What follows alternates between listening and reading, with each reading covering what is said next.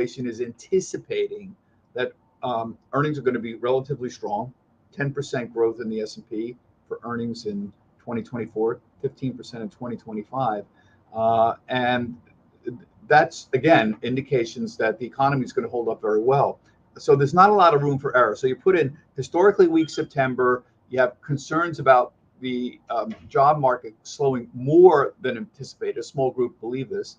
And then you have high valuation. So that's the negatives. But I see a lot of positives here. First, the most important thing is the Fed is slowly winning the war on inflation. Remember, that's what they were concerned about the last 2 years. Now they're turning to jobs. The economy is still growing strong. We're 2.5% inflation GDP in the third quarter. The Fed is going to be cutting interest rates right now. And as I mentioned, the earnings situation is still strong.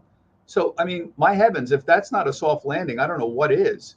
The Fed's cutting, the economy's expanding, inflation's declining.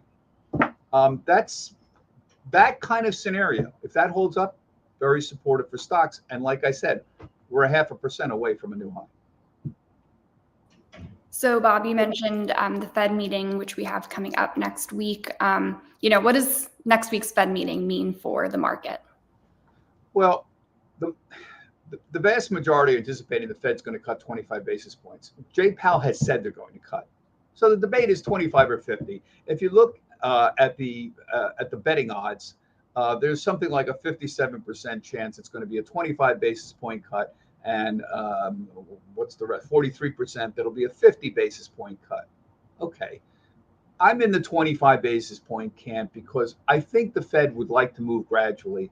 If they move 50 basis points, it kind of indicates that they are more concerned about the slowing economy than the data would indicate, that they want to get out in front of it. Now, I know there are some people at the Fed that want to do that, but listen,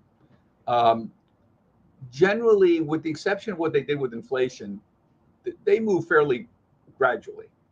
So I think the odds are very much in favor of a 25 basis point cut. And as you can see here, there are some odds in favor of a 50 basis point cut. But I'm not sure the stock market would react really favorably if it had a 50 basis point cut. For them to just turn around and say, well, we're trying to get ahead of potential slowdown. They'd say, well, what do you see there, folks, that we don't see? So that's the concern here. I'm still in the 25 basis point camp right now. So, Bob, the next question that we got for today is, what areas of the market do you think are underrated? I don't know about underrated. I would say there are some areas that are underappreciated. So I have a particular bias about real estate. I was the real estate reporter here 30 years ago. I was hired as a real estate reporter in 1990.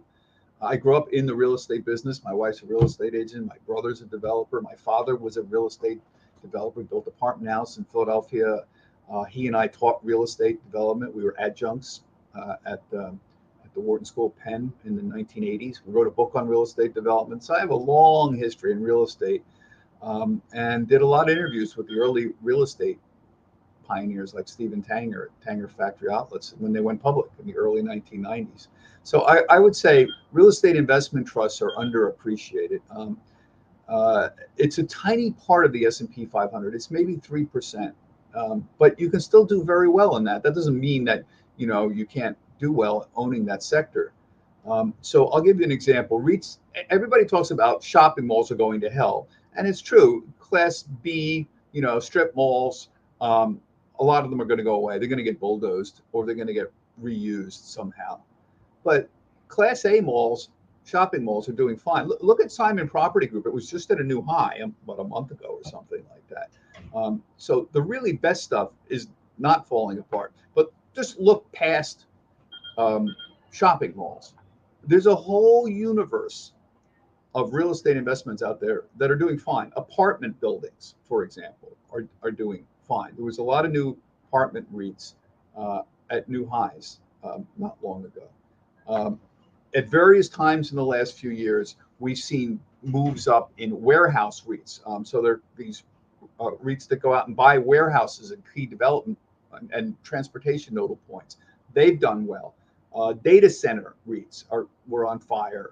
These are the places that own and operate data centers that are leased out, obviously, for people like Amazon, who do web services. They have these giant data centers that they need. And they often rent them out. Cell tower REITs have done really well off and on. Healthcare REITs. These are places that rent buildings for big healthcare companies, have done fine. Self-storage. People want to store their stuff. There have been periods where those have done really well. So this is just on top of apartments. And the returns are generally pretty good. In a declining interest rates environment like we've seen recently, they do better because these REITs have very nice yields, usually 3 or 4%, and they compete against treasury yields. So when treasury yields go down, these REITs look more attractive. This is true of utilities too, and that's what's been happening recently. But if you think of the money they make, they do pretty well. The way you figure this out is what's called a cap rate. The capitalization rate is just basically what kind of income you're making from the property divided by the value of the property.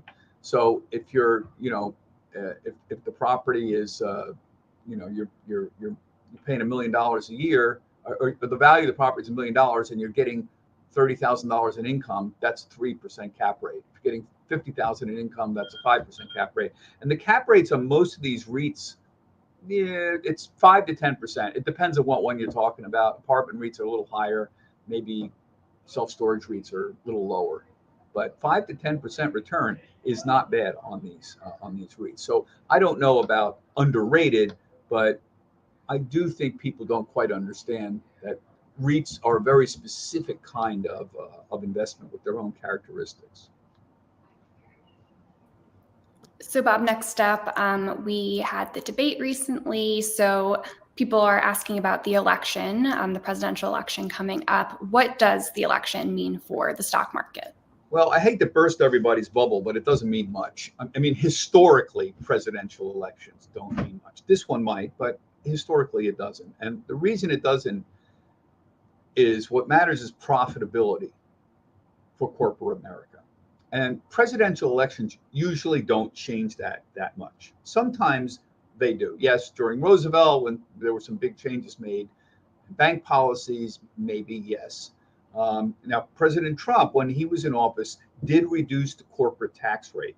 That did impact corporate profits and the stock market.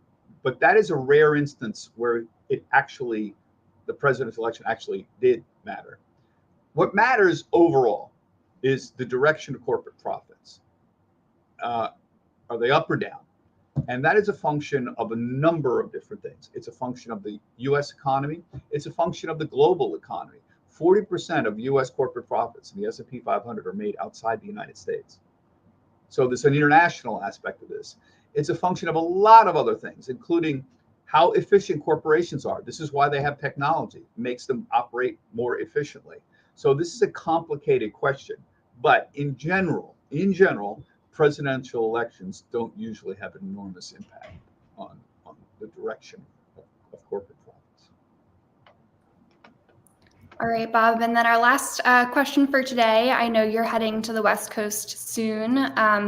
You're going to attend the Future Proof Conference. So what can we expect from this conference? Well, this is my third one, and this is the third one they've done. And I'm a big fan of this conference. This is taking place in Huntington Beach, California, which, in case you don't know, is a sort of a beach volleyball capital of the world. It's a magnificent beach. It's about an hour south of Los Angeles. And this is the brainchild of Barry Ritholtz and Josh Brown. Josh is on our air a lot. Barry is the founder of Ritholtz Capital Management. So there's been a problem with these financial conferences for a long time, which is they're getting a little old. The idea of let's get a bunch of people together who want to invest, and let's have a breakfast, and then we'll have a speaker, and then we'll have a coffee break, and then we'll have a lunch, and then we'll have another speaker, and then we'll have a cocktail party. It's a little old. And the purposes of these conferences is for investors to get an idea of what's going on. The problem is that the conferences are sponsored by sell-side people. So these sell-side people, run ETFs or mutual funds. They want to sell services to the people who are attending, to the registered investment advisors. And there's a mismatch here. These people have not been very happy in the last few years because the buy side people who make the investments don't want to be bombarded by people selling them products like mutual funds or ETFs or financial services. And the sell side people find it hard to justify going to these conferences, but they're the ones who actually pay for them. So Ritholtz's idea is they're all boring. Let's try to make them more fun. Let's try to get younger investment professionals to go to these things. The younger investment professionals don't go because they're boring. Okay, let's put it on a beach, Huntington Beach, California. Okay, let's, instead of emphasizing content, and there's going to be plenty of content that's at this thing, but let's put an emphasis on social interaction. Social interaction is a nice word for a lot of parties. So what they're doing here is they're going to have a giant conference for 3 days. They're going to have panels. I'm doing a whole bunch of panels with investment professionals about where the economy is going, and they're doing panels on advice on managing your investment firm. But what's really going on is there's going to be a lot of parties. There's going to be a lot of cool classes, like classes on wine tasting and beer tasting and how to make gourmet pizzas and fish taco construction, along with all the serious content, classes on cybersecurity, for example. Then they're going to have rock concerts. This famous rock band, Third Eye Blind, is coming to play as well. So what's happened is the sell side, the ETF industry, the mutual fund industry, they want to connect with these younger independent investment professionals who don't go to the traditional conference. So they're showing up. So I'm going to be talking to like people from JP Morgan or Capital Group, Dimensional Funds, Van Eck, who are going to this thing, trying to meet younger investors and younger investment professionals. It's a very interesting idea to invert the trope. So rather than just all go to this conference where there's nothing but a bunch of panels, let's go to a giant social event. So believe it or not, they have 4,000 people coming to this thing, Sunday, Monday, Tuesday, and Wednesday. So I think the idea is very interesting. It's not a cup of tea for a lot of people. It's a little startling to have a conference outside on a beach. It is on a beach. It's rather amazing, but it kind of works. And they have this speed dating thing where the RIAs, the registered investment advisors, can meet with people they might want to put money with, like State Street or JP Morgan or something like that. And so you can request a meeting, and the software will match you up with somebody if you want to sit down and chat with them. I call it speed dating. It's a very interesting idea, and so far they appear to be successful. They had, I don't know, 1,700 at the first one, 2,500 at the one last year, and they have 4,000 at this one. That's kind of successful to me. So I'll let you know. I'll have a Trader Talk out on it on Monday morning. You can go to my website, tradertalk.cnbc.com, and you can see all the stuff that I write there. tradertalk.cnbc.com. Well, we'll definitely have to get a full recap from you, Bob, next time we talk. And I encourage everyone to check out your Trader Talks on cnbc.com for all of the updates from the conference. And I think that's all of the questions we have for this week. So thank you so much for answering all of them. Thank you to everyone who sent in questions, and we'll talk again soon. Thank you, guys. And we'll be live 12:35 p.m. Eastern time on CNBC on Monday, 12:35 Eastern, and on ETF Edge too, etfedge.cnbc.com at 1 o'clock Eastern time. We'll talk to some of these ETF people who are at the conference. It's etfedge.cnbc.com. Thanks, Kate. Bye, Thank everybody. you so much, Bob. Bye.